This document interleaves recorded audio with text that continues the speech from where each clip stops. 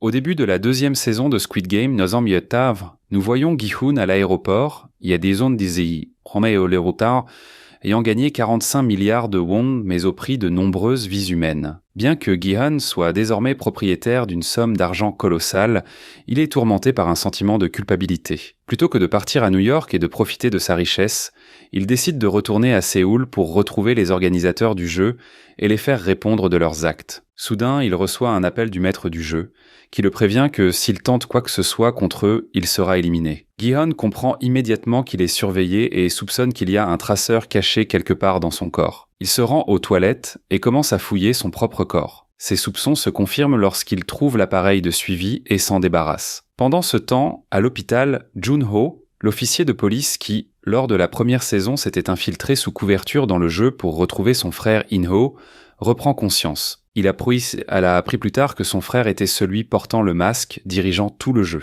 In-ho lui avait tiré dessus pour se débarrasser de lui, mais Jun-ho a eu de la chance, un marin l'a sauvé. Il est resté dans le coma pendant un certain temps, mais il s'est réveillé. Sa mère crie de joie en voyant son fils conscient et appelle le médecin. 2 ans plus tard, nous voyons Jun-ho travailler comme inspecteur de la circulation. Un jour, il arrête un jeune homme en moto, sans casque, et souhaite lui confisquer son permis de conduire. La petite amie du jeune homme, remarquant l'attrait de Jun-ho, commence à flirter avec lui, mais il l'ignore. Cela énerve son petit ami jaloux, qui s'en va, laissant la jeune fille dans l'incompréhension.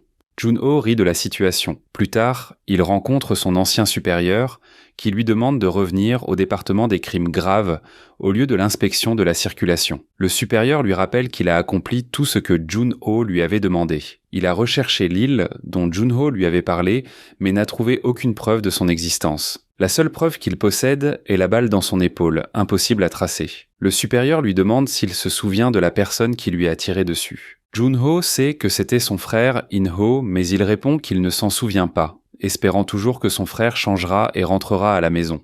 La nuit, nous voyons Gi-hun qui se cache dans un hôtel. Soudain, il entend frapper à la porte. Il prend un pistolet, puis remarque une carte d'invitation au jeu du calmar sur le sol. Surpris, il ouvre rapidement la porte et voit un homme en masque, le leader du jeu. Cependant, à ce moment-là, Gi-hun se réveille et réalise que ce n'était qu'un rêve. Peu après, il entend à nouveau frapper à la porte. Se souvenant de son rêve, Gi-hun pense qu'il se réalise. Lorsqu'il ouvre la porte, c'est son ami Kim qui se tient là. Kim raconte à Gi-hun que ces hommes cherchent sans succès un recruteur sur toutes les stations de métro de Séoul depuis 2 ans. Gi-hun, comprenant qu'un nouveau jeu va bientôt commencer, car cela fait exactement 3 ans qu'il a reçu l'invitation à cette date, décide de ne pas abandonner.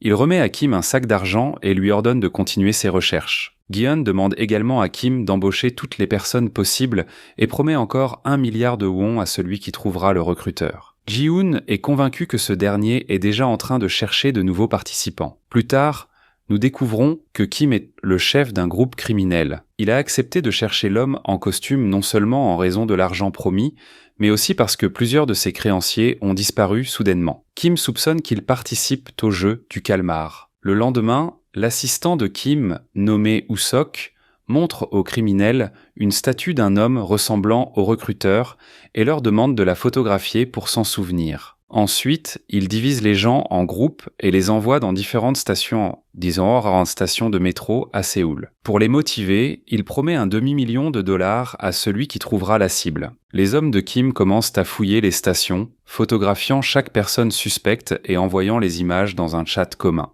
Tout cela est observé par Gi-hun, assis dans sa voiture. Pendant ce temps, l'inspecteur Jun-ho se rend au port où il retrouve le marin qui l'a sauvé. Il s'avère qu'ils partent régulièrement en mer dans l'espoir de trouver cette île où se déroulaient en fait les jeux. En 2 ans, ils ont réussi à explorer des centaines d'îles. Jun-ho possède même une carte marquée de lieux, mais malgré tous leurs efforts, il n'a pas encore trouvé l'île où se trouve son frère. Plusieurs heures passent. Kim et son assistant Usok commencent à perdre espoir. Ils discutent de la possibilité que Gi-hun soit devenu fou et gaspille son argent. Mais soudain, ils entendent un bruit sec et voient le recruteur décrit par Gi-hun, celui qui jouait au takji avec un homme. Ils le photographient immédiatement et envoient les images à Gi-hun. Gi-hun leur demande de le suivre discrètement pour ne pas le perdre et se rend immédiatement sur place. Il roule à toute vitesse pour arriver à temps. Le recruteur achète des pains et 100 billets de loterie. Ensuite, il se dirige vers un endroit fréquenté par des sans-abri. Il approche chaque sans-abri en leur offrant un choix, un pain ou un billet de loterie. Tous choisissent le billet, espérant gagner une grosse somme qui changerait leur vie. Au final, personne ne gagne rien. Quand le recruteur épuise ses billets, il se tient au milieu du parc, jette les derniers pains au sol, puis les écrase. Tous les sans-abri sont perplexes. L'un d'eux lui demande pourquoi il agit ainsi. Le recruteur répond qu'ils ont tous choisi le jeu et rejeté le cadeau.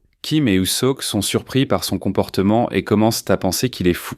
Ils le filment en vidéo et envoient l'enregistrement à notre protagoniste, Gi-eun, qui roule toujours à toute vitesse pour les rejoindre. Mais comme Gi-eun enfreint les limites de vitesse, il est arrêté par la police routière pour excès de vitesse. L'agent exige qu'il paie une amende et lui retire son permis de conduire. L'homme en costume prend un taxi et s'en va. Kim craint que le recruteur ne leur échappe. Il monte dans un taxi avec Usok et demande au chauffeur de les suivre. Gi-eun paie l'amende et accélère de nouveau. L'agent est surpris par son comportement et retourne vers son partenaire. Il s'avère que son partenaire est Jun-ho. L'agent raconte à Jun-ho qu'il y avait plusieurs téléphones dans la voiture du conducteur. Jun-ho commence à suspecter quelque chose d'inhabituel. Il prend le téléphone de son partenaire et, en voyant les informations du conducteur, il est surpris de découvrir le nom de Gi-eun, un nom qu'il avait déjà rencontré auparavant. Le recruteur descend du taxi et s'engouffre dans une rue déserte. Kim craint qu'il ne disparaisse et décide de l'attraper. Usok hésite, mais Kim lui répond que le recruteur est seul et qu'ils sont deux. De plus, Kim ajoute qu'ils sont des criminels et que le recruteur ressemble à un intellectuel en costume. Il se dirige vers lui pour l'attraper, mais le recruteur, maîtrisant les arts martiaux, les bat en quelques minutes. Lorsque Gi-eun arrive enfin à l'endroit où il se trouvait, il ne parvient pas à les trouver.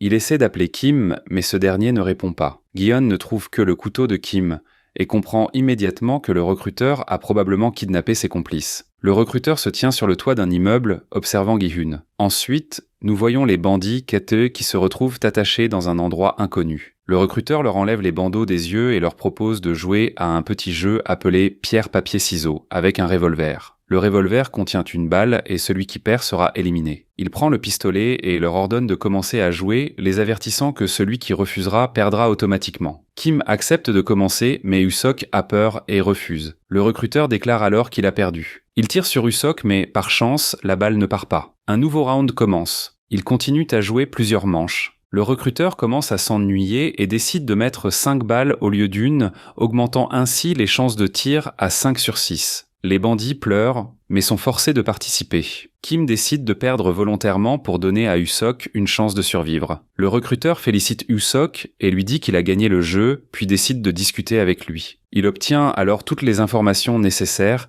et apprend que c'est Gi-eun qui a conclu l'accord avec eux. Jun-ho pénètre dans le commissariat pour vérifier Gi-eun dans la base de données. Il découvre le nom de l'hôtel où il séjourne. Lorsque Gi-eun revient à l'hôtel et entre dans sa chambre, il voit le recruteur qui l'attendait. Le recruteur lui dit qu'il sait que Gi-eun le cherche et a décidé de venir lui-même. Gi-eun répond qu'il n'a pas peur de lui et qu'il fera tout pour arrêter le jeu. Il demande au recruteur pour qui il travaille. Le recruteur commence à raconter son histoire sur la façon dont il a commencé sa carrière dans ce même jeu. Il raconte qu'il a commencé comme nettoyeur des éliminés, mais qu'il a ensuite été promu, avec une arme et un masque, pour éliminer les joueurs perdants. Un jour, lorsqu'il devait à nouveau éliminer un joueur éliminé, ce joueur était son propre père. Le recruteur, sans hésiter, a accompli sa mission et a compris qu'il était fait pour ce travail. Il dit à Gi-eun qu'il est comme lui, un chien. Le destin a joué avec lui et Gi-eun a gagné. Le recruteur lui propose de jouer une autre partie pour tester sa chance. Dans la poche du recruteur se trouve une carte de visite avec une invitation à jouer et si Gi-eun gagne, il la recevra. Les règles du jeu sont simples. Ils vont faire tourner le revolver avec une seule balle et tirer à tour de rôle sur eux-mêmes jusqu'à ce que quelqu'un survive. Gi-eun accepte car il veut absolument entrer en contact avec les organisateurs du jeu pour les arrêter. Le premier tir est 100 balles. Ensuite, c'est au tour du recruteur et il a aussi de la chance. Après plusieurs manches, le recruteur perd et Gi-eun prend la carte de visite avec l'invitation dans sa poche. À ce moment-là, l'officier Jun-ho arrive à l'hôtel où séjourne Gi-eun. Il entend un tir et commence à chercher Gi-eun dans différentes chambres. Dans l'une des chambres, il découvre Usok attaché et en larmes. Usok, terrifié, indique à Jun-ho le numéro de la chambre de Gi-eun. Lorsque Jun-ho entre dans la chambre, il voit Gi-eun debout près du corps du recruteur. Jun-ho pense que Gi-eun a tué le recruteur et décide de l'arrêter. Il lui met les menottes, mais soudain, Usok s'approche par derrière et frappe Jun-ho avec un extincteur. Gi-eun apprend d'Usok que Kim est mort et que c'est le recruteur qui l'a tué. Usok raconte à Gi-eun tout ce qui est arrivé à lui et à son patron Kim. Ensuite, nous voyons une jeune femme nommée Noël qui dort dans une voiture étrangère sur un parking. Un agent de sécurité s'approche de la voiture et lui dit qu'il est interdit de dormir dans une voiture qui ne lui appartient pas, ajoutant qu'il devra en informer sa hiérarchie si cela se reproduit. Junho reprend conscience après avoir été frappé par un extincteur. Gi-hun pense que Junho fait partie d'eux, mais Junho explique qu'il cherche son frère. Junho raconte à Gi-hun qu'ils se sont rencontrés 2 fois. Gi-hun s'en souvient. Après un bref échange, Gi-hun explique à l'officier ce qui s'est passé, ajoutant qu'il n'est pas responsable de la mort du recruteur. Gi-hun précise qu'il s'agissait simplement d'un jeu dans lequel le recruteur a perdu. Gi-hun ajoute également qu'il veut trouver la personne masquée pour l'arrêter. Junho lui dit qu'il cherche aussi cette personne masquée et lui demande de le laisser partir afin qu'il puisse l'aider. Gi-hun hésite, car il ne lui fait pas confiance et décide d'agir seul. Mais avant de partir, Junho lui dit qu'il a vu beaucoup de choses sur l'île et qu'il peut l'aider. Gi-hun comprend que Junho pourrait être utile. Gi-hun libère Junho et il se dirige, avec Usok, vers l'endroit où l'argent est caché. Junho s'assure que Gi-hun a vraiment gagné le jeu. Gi-hun dit que s'ils l'aident à arrêter le jeu, il leur donnera tout l'argent. Junho répond que son objectif n'est pas l'argent. Usok déclare quant à lui que son but est de venger son patron, Kim. Gi-hun les conduit à son refuge souterrain où il cache des armes et des explosifs. Il leur montre l'armurerie et leur dit qu'ils peuvent s'entraîner ici à tout moment s'ils le souhaitent. La pièce est insonorisée et personne n'entendra les tirs. La scène se déplace vers un carnaval urbain où les gens s'amusent. Un homme déguisé en lapin rose s'approche d'une petite fille et lui donne une sucette, ce qui ravit énormément l'enfant. Lorsque l'homme déguisé en lapin entre dans sa loge et retire son masque, nous découvrons la même jeune femme qui dormait dans la voiture sur le parking. À ce moment-là, une petite fille entre dans la loge et donne un dessin qu'elle a fait au lapin rose. Un jeune homme sans masque, vêtu d'un costume de cochon, entre également dans la loge. En voyant que des gens ordinaires se cachent sous les masques, la petite fille commence à pleurer. Son père la trouve et l'emmène. Après leur départ, la jeune femme en costume de lapin apprend que le père de la petite fille est un artiste pauvre et que la fille est atteinte d'une leucémie et a besoin d'une greffe de moelle osseuse, ce qui est très coûteux. Pendant ce temps, Gi-hun observe comment Choi, le petit frère de Sae-byok, a grandi et est allé à l'école. Il voit que la mère de son ami décédé, San-woo, élève l'enfant comme son propre fils. Gi-hun ressent à la fois de la tristesse et de la joie. Il n'ose pas leur rendre visite, de peur de les mettre en danger. Gi-hun apprend également de l'agent de transport de personnes que la mère malade de tuberculose de Sae-byok a récemment été libérée de prison et qu'il est possible de la transférer à Séoul. Gi-hun donne à l'agent l'adresse et le numéro de la mère de San-woo afin que s'il n'est pas joignable, la mère de Sae-byok puisse être dirigée vers l'endroit où vit son fils, Choi. Gi-hun propose même de payer davantage, mais l'agent refuse, disant que Gi-hun a déjà suffisamment payé et ajoute qu'il se sent redevable envers Sae-byok. Après le départ de Gi-hun, Noël arrive chez l'agent. Elle lui demande de l'aider à retrouver sa fille disparue. L'agent lui annonce qu'il l'a cherchée partout, mais sans résultat. Noël refuse d'abandonner. Elle donne tout l'argent qu'elle a gagné en tant qu'animatrice dans un parc d'attractions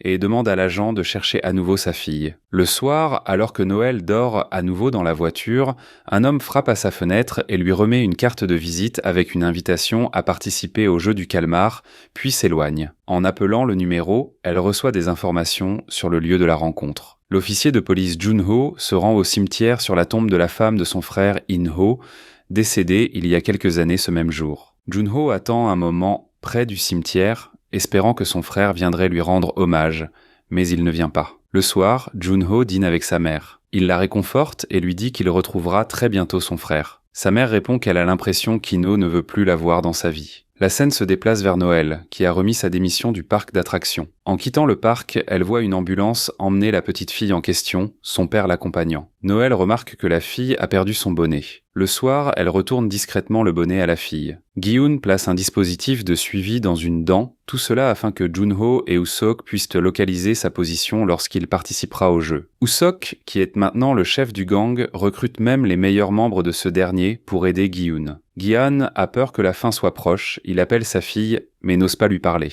Il se contente d'écouter sa voix, puis raccroche. Gi-hun se rend à l'adresse indiquée sur la carte de visite du recruteur. Il demande à Junho de rester dans la voiture pour ne pas être reconnu, étant déjà allé sur l'île. Gi-hun et Usok entrent dans un club et se séparent pour chercher des personnes masquées du jeu du calmar. Un des masqués neutralise Usok avec un pistolet électrique, puis se rapproche de Gi-hun. Celui-ci le suit en silence hors du club et monte dans une limousine. Junho essaie d'entrer dans le club, mais le gardien l'arrête. Lorsque Junho sort son arme et déclare qu'il est policier, le gardien est obligé de reculer et de le laisser passer. Juno comprend que Gi-hun est monté dans la limousine et ordonne à ses hommes de le suivre. À l'intérieur de la limousine, Junho entend la voix du maître du jeu qui lui rappelle qu'il l'avait prévenu de monter dans un avion pour quitter Séoul. À la place du maître du jeu, il voit une colonne en forme de cochon à travers laquelle il lui parle. Gi-hun exige l'arrêt du jeu, l'accusant de tromper les gens. Le maître du jeu rit et répond qu'il ne trompe personne.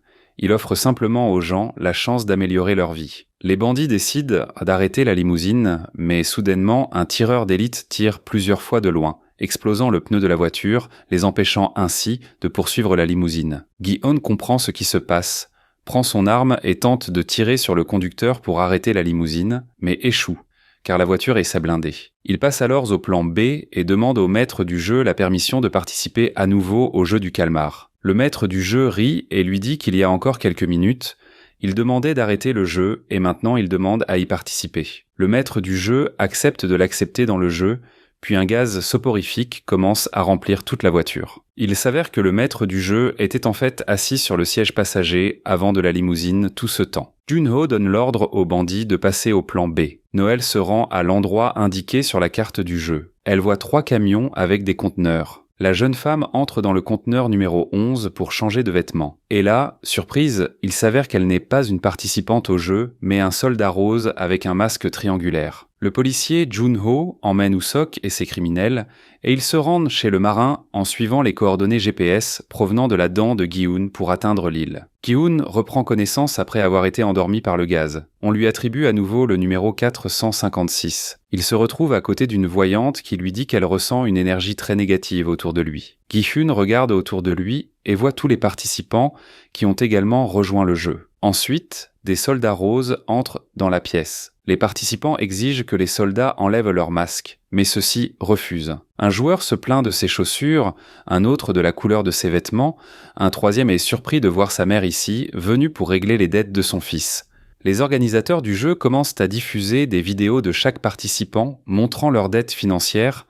L'un a une dette de 4 milliards, un autre de 5 milliards, un autre encore de 10 milliards de won. Tout le monde est choqué et se demande qui pourrait devoir 10 milliards de won. Il s'avère que c'est un grand-père, mais il dit en être fier, car tout le monde n'obtient pas une telle somme en prêt. Les organisateurs du jeu montrent également le joueur numéro 3, 133, nommé Mengi. Il publiait des vidéos sur YouTube sur les crypto-monnaies, mais après l'effondrement de son schéma d'investissement, de nombreux de ses fans, comme lui, se sont retrouvés sans argent, y compris plusieurs participants au jeu d'aujourd'hui. Parmi eux, le joueur numéro 230, qui faisait confiance à Mengi, avait investi tout son argent dans la crypto-monnaie pour le perdre ensuite. Ce joueur est également un rappeur coréen connu sous le pseudonyme Thanos. Les organisateurs du jeu demandent aux joueurs de signer un formulaire confirmant leur consentement à participer au jeu. Mais avant cela, ils annoncent que les règles du jeu ont changé. Désormais, les participants peuvent voter pour arrêter le jeu après chaque épreuve et ensuite partager le gain à parts égales. Dans la première saison, les joueurs partaient les mains vides en cas de refus. Le joueur 230 et le joueur 124e s'approchent de Mengi et lui demandent de leur rendre tout l'argent perdu, mais Mengi répond que, après chaque vidéo, il avait averti ses spectateurs que le choix leur appartenait toujours. Le rappeur avait l'intention de lui donner un coup pour cela, mais un autre joueur l'a arrêté. Tous les joueurs signent les documents, puis se dirigent vers l'étape de la photographie. L'un des joueurs reconnaît le célèbre rappeur Thanos. Il lui demande de prendre une photo avec son idole. Plusieurs autres joueurs, ayant reconnu Thanos, lui demandent aussi de poser avec eux. Thanos promet de prendre des photos avec tout le monde après les jeux. Une vieille dame aperçoit une femme qui était autrefois un homme et demande à son fils quel est son sexe. Le fils la qualifie de transgenre,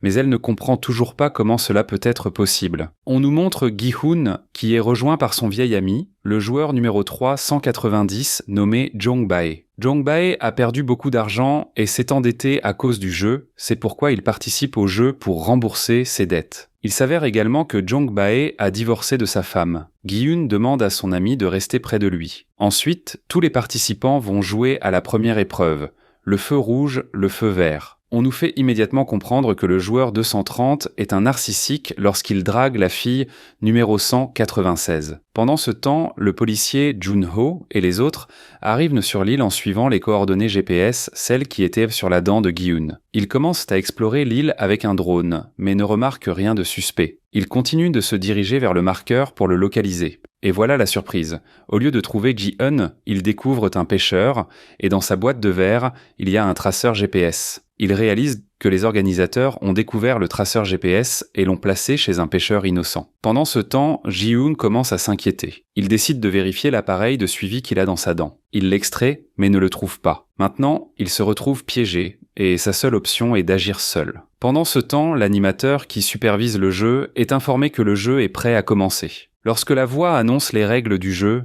Ji-hoon arrête tout le monde. Il leur dit que s'ils perdent, ce seront de vraies balles. Tout le monde reste là, surpris, et le prend pour un fou et un idiot. Gi-hun commence à leur expliquer les règles du jeu et précise que dans les yeux du mannequin, il y a un capteur qui se déclenchera s'il bouge. Le mannequin commence à chanter et l'animateur l'observe avec un verre de vin. Gi-hun aide les participants en leur ordonnant de rester immobiles lorsqu'il dira « Arrêt ». Le mannequin chante pour la première fois et personne ne meurt. Lorsqu'il tourne une deuxième fois, personne ne meurt non plus. Lors de la troisième fois, une abeille se pose sur le cou de la joueuse numéro 196. Naturellement, elle panique, bouge et est éliminée. Gi-hun leur supplie de rester immobile, mais les gens commencent à paniquer. Tout le monde court vers la sortie, essayant de s'échapper, mais comme on le sait dans la première saison, tout cela est inutile. Beaucoup de gens sont éliminés, et l'une des tireuses est la fille en costume de lapin, le joueur numéro 11 appelé Noël. À ceux qui sont restés immobiles et ont survécu, Gi-hun donne une nouvelle instruction. Se mettre en ligne pour que ceux qui bougent n'attirent pas l'attention du mannequin. Le fils cache sa mère derrière lui. À ce moment-là, la numéro 11 remarque l'artiste du joueur numéro 246, qui est le père de la fille malade qui lui a dessiné un tableau. Elle comprend immédiatement qu'il participe pour aider sa fille. Lorsque le prochain tour commence, Thanos pousse intentionnellement les gens par derrière pour qu'ils tombent et soient éliminés du jeu. Le joueur numéro 444 se fait tirer dans la jambe. Il demande de l'aide à Gi-hun, bien que ce dernier ait déjà passé la première épreuve, mais il revient pour sauver le joueur. Lorsque Gi-hun aide le blessé, la fille Abasechi transgenre, le joueur numéro 120 l'aide aussi. À la dernière seconde, ils franchissent avec succès la ligne d'arrivée, mais la numéro 11 abat le joueur 444, car il a déjà été éliminé et a enfreint les règles. Le marin leur conseille de revenir et d'attendre, car une tempête va bientôt commencer. Le bateau fait demi-tour et s'éloigne. Le maître part, et à sa place, un autre homme masqué en noir avec un carré apparaît.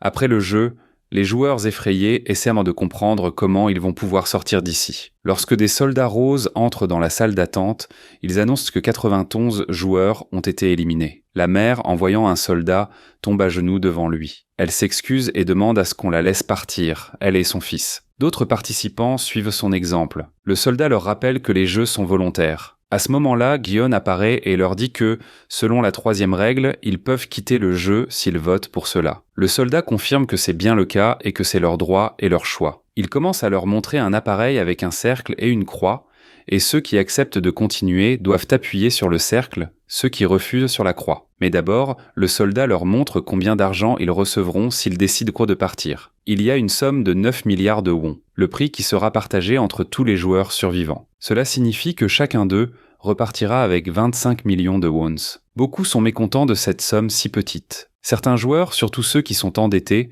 acceptent de continuer à jouer, mais d'autres ont peur et veulent partir. Le vote commence. Le premier à voter est Gi-hun. Les joueurs devront porter une étiquette sur leur poitrine indiquant leur choix. Au milieu du vote, Gi-hun essaie de raisonner les gens et de les convaincre de partir. Les autres se demandent comment il a su ce qui allait se passer dans le jeu et le prennent même pour un agent infiltré. La vieille femme soutient Gi-hun et dit que grâce à lui, ils sont tous vivants et les exhorte à l'écouter et à partir. Gi-hun leur avoue qu'il a joué à ce jeu il y a 3 ans et qu'il a été le seul à en sortir vivant. Certains ne le croient pas, estimant qu'il est illogique qu'il soit revenu après avoir gagné une grosse somme d'argent. Thanos intervient et dit que Gi-hun est la clé de la victoire, car s'il a joué, il pourra leur indiquer quoi faire. Thanos mène la foule vers la victoire et la poursuite du jeu. Les soldats roses interrompent le discours de Gi-hun, qualifiant cela d'ingérence. Le vote continue. Le résultat final est 182 contre 182. Il ne reste qu'un seul joueur, celui qui n'a pas voté, c'est le joueur numéro 1 et donc son vote est décisif. Il sort et choisit de continuer le jeu. Cela signifie qu'ils ne partiront pas, mais le choc survient lorsque nous voyons le visage du joueur numéro 1. C'est In-ho, l'homme masqué en noir, qui est le maître et le frère de l'officier de police Jun-ho. Le maître a décidé de participer au concours. Après le vote, les participants vont se reposer, reçoivent de la nourriture et de l'eau, mais Gi-hun ne peut pas manger car il n'en a pas l'envie. Seonbae lui dit qu'il doit manger pour pouvoir continuer à jouer. Gi-hun s'énerve contre ses paroles. À ce moment-là, In-ho et d'autres participants s'approchent d'eux. Ils lui demandent de les aider à gagner, car il a plus d'expérience. Le joueur numéro 1 fait semblant d'être un participant ordinaire, de sorte qu'ils ne savent pas que c'est l'homme masqué. In-ho leur dit qu'il a voté pour continuer le jeu parce que Gi-hun a déjà gagné et qu'ils placent tous leur espoir en lui. Ils lui demandent quelle sera la prochaine épreuve et Gi-hun leur parle du jeu d'Algona pour sauver leur vie. Il leur explique que dans le prochain jeu, ils devront choisir des formes de bonbons et qu'ils doivent en choisir le triangle car c'est le plus simple et que l'Umbrella est le plus difficile. Les joueurs commencent à s'entendre entre eux pour que personne ne parle de cela. En effet, si certains joueurs sont éliminés du jeu, le prix augmentera. Gi-hun se fâche et leur dit qu'il les aide pour sauver leur vie et non pour l'argent. Gi-hun dit que si la rumeur de la partie d'Algona est confirmée, il dira aux autres quelle forme ils devraient choisir. Un des participants va voir sa mère pour lui parler du prochain jeu, mais il ne la trouve pas dans son lit. Il se rend compte que sa mère est allée voir une jeune femme et lui donne de la nourriture, car elle a remarqué qu'elle est enceinte. La vieille femme lui dit que si jamais elle a besoin de quelque chose, elle peut l'appeler. La jeune femme, touchée par ces paroles, la remercie et lui dit que son nom est Young-hee. À ce moment-là, son fils arrive et emmène sa mère pour lui transmettre les informations qu'il a obtenues. Le joueur numéro 1 s'approche de Gi-hun et lui demande pourquoi il continue de participer au jeu alors qu'il a déjà gagné une fois et qu'il est très riche. In-ho lui demande s'il n'a pas tout perdu à cause de paris. Gi-hun répond que l'argent ne lui appartient pas mais appartient à tous les participants qui ont perdu. Gi-hun accuse In-ho d'avoir choisi de continuer le jeu alors que tout le monde était égal. Mais In-ho lui répond que ce n'est pas lui seul qui a pris cette décision. De nombreux autres joueurs ont aussi choisi de continuer. Un peu plus tard, le joueur numéro 3, 188, arrive. Il veut rejoindre l'équipe de Gi-hun car Gi-hun est le seul à connaître les règles du jeu. On apprend que le joueur 383 lui a servi dans les Marines. C'est pourquoi Jong-bae l'accepte dans l'équipe, car Jong-bae a également servi dans les Marines. Pendant ce temps, Tano et son acolyte s'attaquent à Men-gi en lui volant sa nourriture. Ils se fâchent et commencent à se disputer avec eux. À ce moment-là, In-ho intervient dans leur conflit, leur demandant de respecter les aînés et de ne pas faire de harcèlement. Il les avertit que s'ils ne s'arrêtent pas, cela leur nuira. Une petite bagarre éclate et In-ho sort victorieux. Les autres participants admirent dans son acte et applaudissent. La fin du premier jour du jeu arrive. Les soldats enlèvent de leurs uniformes et retournent dans leur chambre. Noailles continue de penser tristement au joueur qui a pris part au jeu pour sauver sa fille malade. Elle pense que ni lui ni sa fille ne survivront. La nuit tombe et tous les joueurs se couchent. Le joueur numéro 1 va parler à Gi-hun et s'excuse d'avoir choisi de continuer le jeu. Gi-hun s'excuse également auprès de lui. In-ho décide de lui raconter son histoire. Il lui explique que sa femme est malade, qu'elle a besoin d'une greffe de foie et qu'elle est également enceinte. Il dit qu'il a dû emprunter beaucoup d'argent et s'est retrouvé profondément endetté. C'est pourquoi il a décidé de participer au jeu pour rembourser ses dettes et sauver la vie de sa femme et de leur futur enfant. Nous apprenons ainsi comment, il y a quelques années, In-ho a rejoint ce jeu et comment il est devenu l'hôte. En voyant les larmes dans ses yeux, il semble tout à fait sincère. Pendant ce temps, nous voyons un groupe de gardes qui déplace les corps des participants morts du jeu. Tout cela se passe en coulisses, car ils revendent les corps des participants pour leurs pièces détachées. Cependant, ils se rendent compte que certaines parties des corps des participants sont endommagées à cause de tirs dans le cœur ou la tête. Cela semble être l'œuvre du 11e. Le soldat contacte l'homme avec le carré, qui a été laissé provisoirement responsable par l'hôte, et lui raconte ce qu'il s'est passé. L'homme avec le carré convoque Noailles pour lui parler. Il lui demande pourquoi elle agit ainsi et exige qu'elle obéisse à ses ordres sans les enfreindre. Elle refuse et lui explique qu'elle a accepté de participer au jeu pour soulager les gens de leur souffrance et non pour les torturer.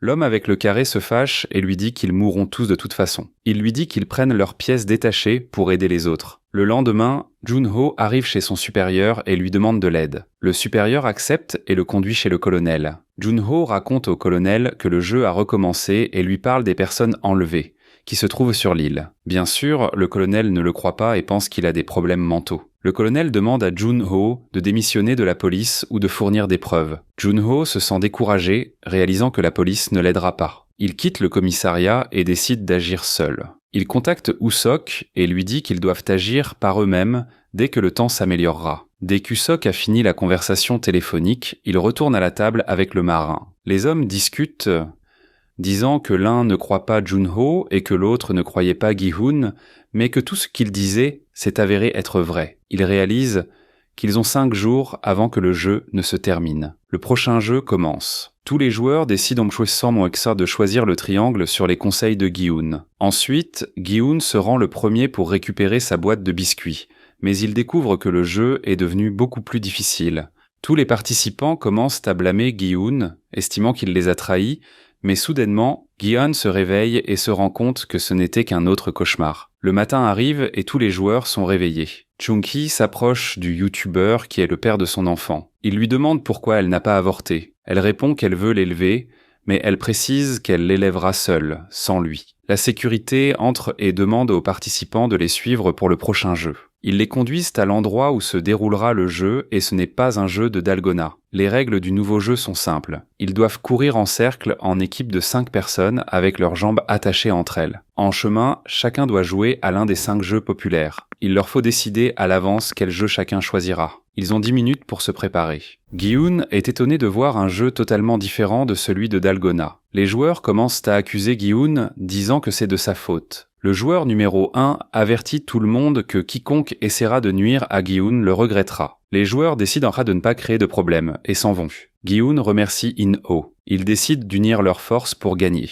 2 autres les rejoignent, portant leur nombre à 4. Ils ont encore besoin d'un autre membre pour former une équipe complète. Le youtubeur se rend chez la jeune femme enceinte pour leur proposer de s'unir. Il lui dit qu'elle a besoin de lui pour gagner car il est impossible qu'une équipe accepte une femme enceinte, mais elle refuse, ne lui faisant pas confiance. Le joueur numéro 7 prend sa mère et propose de rejoindre une autre équipe, mais il les rejette car la vieille femme n'est qu'un fardeau.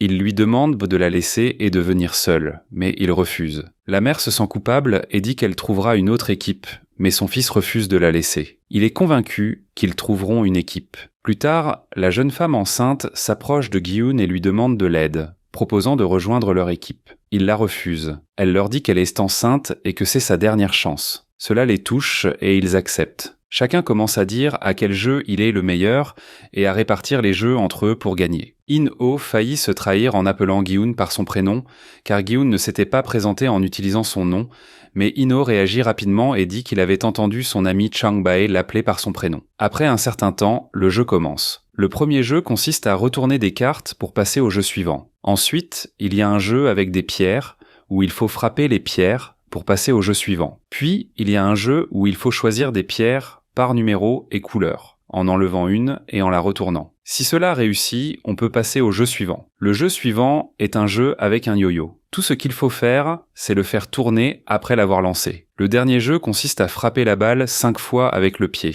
Malheureusement, les 2 premières équipes échouent et sont éliminées du jeu. Les soldats roses arrivent pour emmener les perdants. Ils remarquent qu'un d'entre eux est encore en vie et décident de l'envoyer à sa destination, mais Noël numéro 11 perturbe encore leur plan. Puis, c'est le tour de l'équipe de la vieille femme, de son fils, du transgenre, de la voyante et de l'ami du transgenre. La vieille femme remarque que l'équipe a peur et est nerveuse. Elle leur dit qu'elle a survécu à la guerre de Corée et qu'elle ne perdra pas ce jeu pour enfants. Elle motive l'équipe et leur dit qu'ils vont gagner. La jeune femme réussit à retourner la carte dès la première tentative. Le fils de la vieille femme réussit également l'exercice. Ensuite, c'est le tour de la vieillotte femme qui réussit aussi l'exercice. Lors du prochain jeu, la voyante doit enrouler une corde autour du toupie pour la lancer, mais elle n'y parvient pas. Le transgenre lui donne une gifle et lui demande de se ressaisir. Elle décide d'essayer à nouveau et cette fois, elle réussit. C'est ensuite le tour du transgenre qui doit frapper la balle 5 fois avec le pied.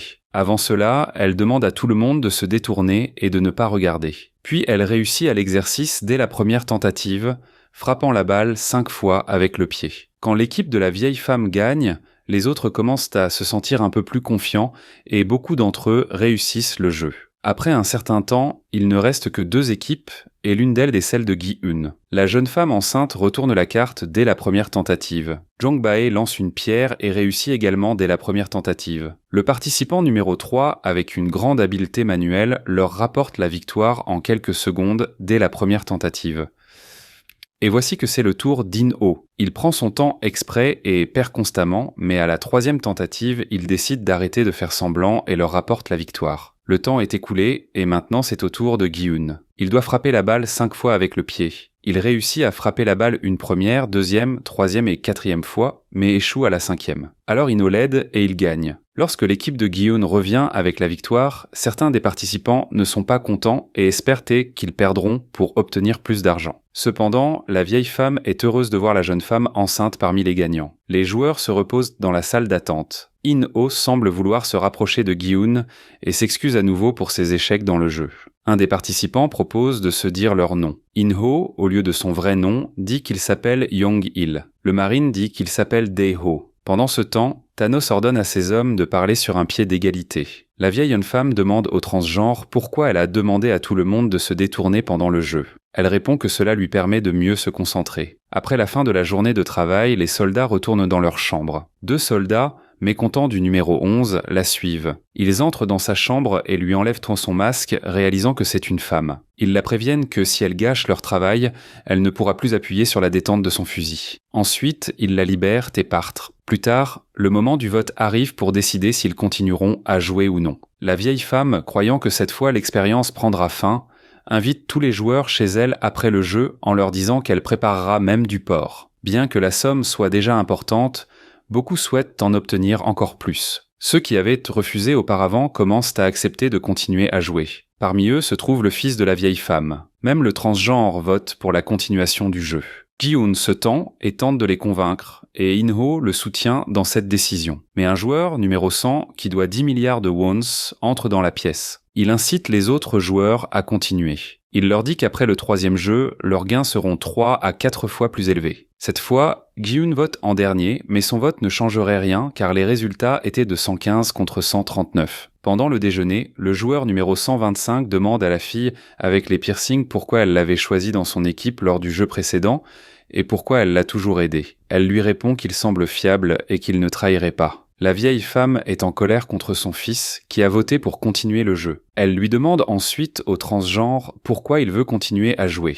Le transgenre avoue qu'il économise pour acheter une maison en Thaïlande et souhaite mener une vie tranquille, car en Corée, il est souvent harcelé pour avoir changé de sexe. Le joueur numéro 3, 190, un ami de Ji-hun qui a voté pour la continuation, se sent coupable envers ses amis pour son choix.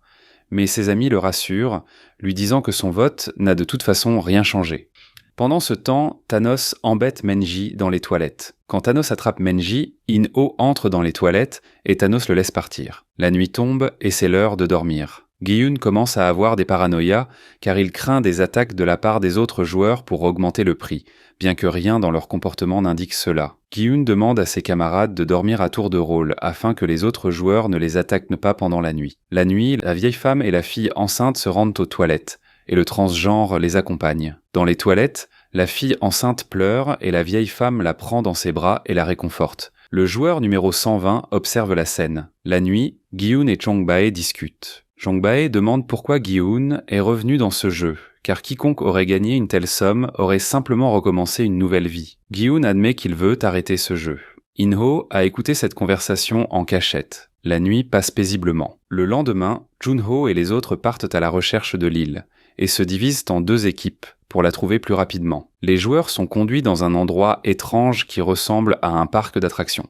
Lorsque le jeu commence, ils seront tournés. Ils entendront un numéro aléatoire dans la chanson et en 30 secondes, ils devront se diviser en autant d'équipes que ce nombre. Ensuite, chaque équipe devra se cacher dans une pièce et ceux qui ne trouveront pas d'équipe seront éliminés. Les participants comprennent que ce sera un jeu difficile, mais ils sont contraints de continuer car ils n'ont pas d'autre choix. Ils se tiennent tous sur la plateforme tournante, la musique commence puis soudainement, la musique s'arrête. Ils entendent une voix leur dire « 10 ». Chaque équipe commence à chercher d'autres joueurs pour se réunir dans une pièce. L'équipe de Gi-hun se rejoint avec celle de la vieille femme et de son fils, et ils entrent ensemble dans la pièce à temps. Dans la pièce, la voyante dit à Gi-hun que son destin est de sauver l'enfant de la femme enceinte. Après la fin du décompte, les gardes commencent à éliminer tous ceux qui n'ont pas trouvé d'équipe. Cette fois, le soldat numéro 11 n'est pas intervenu dans les affaires des marchands de morceaux humains. Gi-hun se sent impuissant car il ne peut rien faire pour les protéger. Ainsi se termine le premier round et commence le deuxième. Les participants se tiennent à nouveau sur la plateforme tournante, la musique recommence à jouer et soudainement, elle s'arrête. Ils entendent une voix qui dit « 4 ». Tout le monde comprend qu'il doit y avoir 4 personnes dans chaque équipe. Gi-hun décide de risquer sa vie pour sauver son équipe, afin qu'il soit sat à 4. Il leur demande d'entrer dans la pièce, mais le joueur numéro 1 refuse, disant qu'il vaut mieux que Gi-hun parte avec eux et qu'il trouvera une autre équipe. Gi-hun l'écoute, car le temps presse. Finalement, le compte à rebours se termine. Une équipe enfreint les règles et entre dans une pièce composée de 3 personnes, pensant que les soldats ne le remarqueront pas, mais ils sont punis pour tricherie et violation des règles. Lorsque les joueurs sortent des chambres, Gi-hun s'inquiète pour le joueur numéro 1. Il est soulagé de le voir vivant. Le jeu continue et commence le 3e round. La musique reprend et cette fois, le chiffre 3 apparaît. L'équipe de Gi-hun se divise en 2 paires pour trouver un 3e membre. Thanos propose au joueur 125 et à la fille en queue avec des piercings de jouer à pierre, papier, ciseaux et celui qui gagne ira avec eux dans la chambre. La fille avec les piercings tend la main au joueur 125, lui demandant de venir avec elle et de trouver le 3e participant, mais le garçon montre des ciseaux. Thanos, pensant que le garçon a gagné, laisse la fille avec les piercings et s'enfuit. Le 7e joueur et sa mère cherchent un 3e membre, mais 2 garçons qui n'ont pas trouvé leur partenaire prennent son fils contre son gré, laissant la vieille dame seule. La vieille dame pense que c'est la fin pour elle, mais au dernier moment, Gi-hun apparaît et la prend avec lui. Il se cache dans une chambre. Ino demande à la vieille dame où est son fils, pensant qu'il a fugué. Elle lui répond que son fils l'aime et ne ferait jamais une telle chose. Ino s'excuse pour ses paroles. Les autres participants sortent des chambres et cherchent chacun leur équipe pour s'assurer que tout va bien. La vieille dame est heureuse de voir son fils. Elle court vers lui et il s'excuse de l'avoir laissé. La vieille dame lui pardonne et lui dit qu'elle ne lui en veut pas. Un nouveau round commence. La musique reprend et cette fois, le chiffre 6 apparaît. Tout le monde commence à chercher frénétiquement son équipe pour survivre et entrer dans une chambre. Malheureusement, le joueur 120 tombe, renversé par le joueur numéro 95, et elle ne parvient pas à entrer dans la chambre. Soudain, Menji entre dans la chambre et ferme la porte derrière elle. Au même moment, le compte à rebours se termine. Le joueur 120 reste dehors et est éliminé du jeu. Le transgenre pleure et accuse le youtubeur de ce qui est arrivé à son ami, mais il se défend en disant que tout le monde ici ne pense qu'à son propre intérêt. La fille enceinte soutient son ancien petit ami, disant qu'il a raison. Ensuite, ils sortent de la chambre et se préparent pour le dernier round. Il ne reste plus que 100 participants encore vivants. Comme d'habitude, la musique recommence et à la fin, le chiffre 2 apparaît. Le chaos commence. Tout le monde court pour occuper des chambres vides. Thanos trahit le joueur 125 en choisissant son ami. Le joueur numéro 1 entre dans une chambre vide avec Chong-bae, mais découvre qu'il y a quelqu'un dans la pièce. In-ho lui demande de partir mais le joueur refuse. Ne trouvant aucune autre issue et réalisant que le temps est écoulé, il l'élimine du jeu lui-même. Après le jeu, les participants restants se rendent dans la salle d'attente pour se reposer. Thanos, voyant que le numéro 125e est encore en vie, l'embrasse bien qu'il l'ait trahi lors du dernier round. Le youtubeur profite de cette occasion pour parler à la jeune femme enceinte et essayer de réparer leur relation. Il lui demande pardon et lui dit que s'ils sortent vivants d'ici, ils peuvent combiner leurs gains pour rembourser ses dettes, puis commencer une nouvelle vie. Il prendra soin d'elle et de leur fils. Dong-gi comprend que Meng-gi tente de la manipuler pour obtenir son argent et le rejette. L'adulateur de Thanos les voit de loin et en parle à Thanos. Pendant ce temps, nous voyons que Junho et ses hommes arrivent sur une île. Ils trouvent une porte secrète, croyant joyeusement que c'est l'île qu'ils cherchaient. Ils décident mentellement de l'ouvrir, mais dès qu'ils le font, une grande explosion se produit. Ils comprennent que c'était un piège. Dans la salle d'attente, un vote commence pour savoir s'ils veulent que continuer le jeu et gagner plus d'argent ou prendre leur argent et partir. Gi-hun vote en premier, choisit de partir, puis les autres participants commencent à voter. Finalement, 50% des joueurs veulent continuer, 49% veulent partir. Tout dépend maintenant du choix du participant numéro 1. Chung Bae, qui a vu In-ho éliminer un autre joueur, pense qu'il choisira de continuer, mais In-ho le surprend en choisissant de partir. Grâce à In-ho, le résultat devient égal et les soldats annoncent que le vote sera repris demain. Ils donnent aux participants du temps pour réfléchir jusqu'au lendemain. Pendant ce temps, l'équipe de recherche réfléchit à la suite des événements. Le marin propose de retourner sur la rive et de continuer les recherches le lendemain, mais les bandits ne veulent pas s'arrêter, car leur chef Kim est mort à cause de ce jeu. Les joueurs qui veulent que le jeu se termine discutent du prochain vote. La vieille dame dit que si l'on leur rappelle la maison et la bonne nourriture maison, certains d'entre eux paralyseux pourraient changer d'avis et décider de ne plus participer.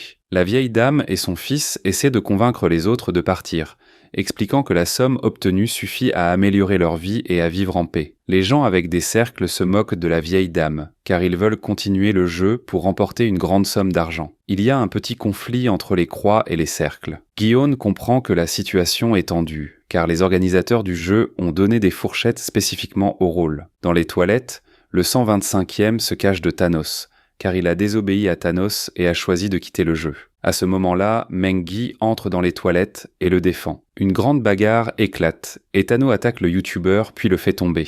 Thanos lui dit qu'il se chargera de sa petite amie et de son fils après cela. Le youtubeur, furieux, le frappe avec une fourchette. Lorsqu'il réalise ce qu'il a fait, il panique et se cache dans une cabine de toilette pendant que l'extérieur est le théâtre d'une bagarre entre les croix et les cercles. De retour des toilettes, chacun commence à s'accuser mutuellement d'avoir essayé de se débarrasser de l'autre pour gagner le vote. Pendant ce temps, dehors, une tempête violente commence. Un des bandits, qui était mal en point, se rend sur le pont. Il remarque accidentellement le capitaine en train de fouiller un drone. Lorsque le bandit lui demande ce qu'il fait, le marin lui explique qu'il voulait simplement regarder le drone et découvrir de quoi il était fait. L'homme, bien qu'ivre, n'est pas idiot et lui demande pourquoi le capitaine a essayé de détruire le drone. Mais soudainement, le capitaine se révèle être un traître qui ne voulait pas que l'île soit trouvée. Il jette le bandit à la mer. Usok sort sur le pont à cause du bruit, mais le marin le calme en disant qu'il a aussi entendu du bruit et qu'il est sorti pour la même raison. Le marin suppose que cela vient des objets qui traînent sur le pont, puis ils vont se coucher. Nous revenons dans le jeu du calmar. Gi-hun, après avoir compté les joueurs, se rend compte qu'ils sont désormais plus nombreux et qu'ils pourront gagner lors du vote demain. In-ho tente de motiver les croix à attaquer les Notes en premier pendant la nuit, car il est convaincu qu'ils vont le faire. Gi-hun refuse, disant qu'ils ne sont pas de vrais ennemis et qu'ils doivent combattre les vrais ennemis, les organisateurs du jeu, qui sont en haut et regardent tout cela comme un talk show. Gi-hun propose aux joueurs de se cacher sous les lits pendant la bagarre nocturne, puis, en feignant d'être éliminés, de saisir rapidement les armes des soldats pour prendre d'assaut l'administration, car son objectif principal est d'arrêter définitivement le maître du jeu. Il est même prêt à sacrifier les autres joueurs pour une telle mission de grande envergure. Le maître du jeu peine à retenir son rire. Le joueur numéro 2, 122, avertit le joueur numéro 3, 133 de se cacher dès que les lumières s'éteindront et de ne pas intervenir. Dès que les soldats éteignent les lumières pour que les participants puissent dormir, l'équipe voulant continuer utilise ce moment pour attaquer ceux qui veulent quitter. L'endroit se transforme en un champ de bataille. Même la fille avec le piercing est éliminée. Pendant ce temps, Gi-hun et son équipe se cachent sous les lits, attendant les soldats. 10 minutes après le début de la bataille, les soldats entrent dans la salle pour éviter d'autres combats entre les participants. Si un seul survivant reste, le jeu sera terminé et les organisateurs veulent avoir un spectacle. Lorsqu'ils inspectent les éliminés, les soldats s'approchent de Gi-hun et de son équipe, qui feignent d'être des victimes. Dès que les soldats Keblele s'approchent d'eux, ils leur prennent leurs armes, et une fusillade éclate. Lorsqu'un des soldats s'apprêtait à neutraliser Gi-hun, il est sauvé par le joueur numéro 1. L'homme avec le masque carré regarde tout cela à travers les caméras et est choqué par ce qui se passe. Il donne l'ordre de battre en retraite. Les gardes commencent à fuir et à fermer les portes. L'un d'eux ne parvient pas à fuir à temps, et en plus il manque de munitions. Le joueur numéro 47 commence à perdre la tête, souhaitant se venger des joueurs avec le cercle pour tous les croix disqualifiés, mais Gi-hun l'arrête, lui expliquant que leurs vrais ennemis sont les organisateurs du jeu. Ensuite, ils détruisent les caméras de surveillance pour que le maître du jeu ne sache pas ce qui se passe, sans savoir que le maître est en réalité parmi eux. L'homme au masque carré noir appuie sur le bouton d'alarme, appelant toute la sécurité en raison de la rébellion des joueurs. Gi-hun, pendant ce temps, parle aux autres participants, leur expliquant le plan. Il a l'intention de capturer le maître du jeu, c'est pourquoi il demande à tous ceux qui savent se servir d'une arme de l'aider. Au début, tout le monde a peur et personne ne veut se joindre à lui. Cependant, plus tard, plusieurs personnes décident de le suivre, espérant sortir du jeu et retourner auprès de leur famille. Ils comprennent que s'ils restent ici, ils risquent de fort de ne pas en sortir vivants. L'ancienne convainc son fils d'y aller, tandis que la jeune femme enceinte secoue négativement la tête à son ex-petit ami. À ceux qui se sont joints, on distribue des armes. Puis, Gi-hun va interroger un garde. Il lui enlève son masque et là, surprise, c'est comme d'habitude, un jeune homme d'environ 20 ans. Le jeune homme explique qu'il a dû le faire parce qu'il avait besoin d'argent. Gi-hun lui demande de les conduire à l'animateur. En le suivant, il se dirige vers l'étage où se trouve l'animateur du jeu. Soudain, un groupe de soldats apparaît dans l'escalier et une fusillade commence. Les Croix remportent la victoire et personne dans leur équipe n'est blessé. Ils prennent les munitions des gardes éliminés et continuent leur route vers l'animateur. Gi-hun demande aux gardes d'ouvrir la porte, mais il dit qu'il faut mettre un masque pour cela. Soudain, le jeune homme remarque l'animateur parmi eux, ne comprenant pas ce qu'il fait là, mais sa surprise ne dure pas longtemps, car des soldats en rose apparaissent soudainement et une nouvelle fusillade éclate. Comme les soldats sont bien plus nombreux et qu'ils ne peuvent pas les vaincre, Gi-hun décide de continuer avec Jong-bae en disant aux autres de rester et de les couvrir. En chemin, Gi-hun et Jong-bae rencontrent de nombreux gardes qui commencent à tirer sur eux pour les empêcher d'atteindre la salle de l'animateur. Gi-hun demande par radio à quelqu'un de revenir à la salle d'attente et de fouiller les poches des soldats en rose car leurs munitions sont presque épuisées. C'est le marine Dae-ho qui se porte volontaire pour cette mission. In-ho, réalisant que Gi-hun a besoin d'aide, prend 2 autres croix avec lui et décide d'aider Gi-hun. Après un certain temps, In-ho rejoint Gi-hun et lui demande s'il a un plan. Gi-hun demande à In-ho d'essayer d'approcher les soldats par derrière. In-ho et les 2 autres croix réussissent effectivement à s'approcher par derrière des gardes. In-ho fait un signe à son équipe de commencer l'attaque des soldats, mais ils sont surpris. In-ho tire sur les croix par derrière. In-ho parle à Gi-hun par radio prétendant qu'ils ont échoué. Il fait en sorte que Gi-hun entende les derniers souffles de leurs camarades décédés, comme si c'était ses derniers souffles. Dae-ho, arrivé à la salle d'attente, jette la radio par peur de ne pas survivre et reste là. Comme Dae-ho ne répond pas à la radio, un transgenre entre dans la salle d'attente. Dae-ho lui demande pardon, disant qu'il avait juste peur. Le transgenre prend les chargeurs et se prépare à courir rejoindre ses camarades, mais à ce moment-là, des soldats entrent dans la salle. Le transgenre recharge son arme et veut se battre, mais l'ancienne lui demande d'arrêter, car elle n'a aucune chance contre eux tous. Les autres joueurs, dont les munitions sont épuisées, sont contraints de se rendre. Ils espèrent être laissés en vie, mais les soldats les éliminent. Les munitions de Gi-hun et de son ami sont également épuisées, et ils se rendent. In-ho, qui est aussi l'animateur, s'approche personnellement d'eux, mais il est maintenant masqué. Il vise Gi-hun, mais abat d'abord son ami Jong-bae, tout en laissant Gi-hun en vie. Ensuite, nous voyons la scène post-crédit, où le feu de circulation passe du rouge au vert.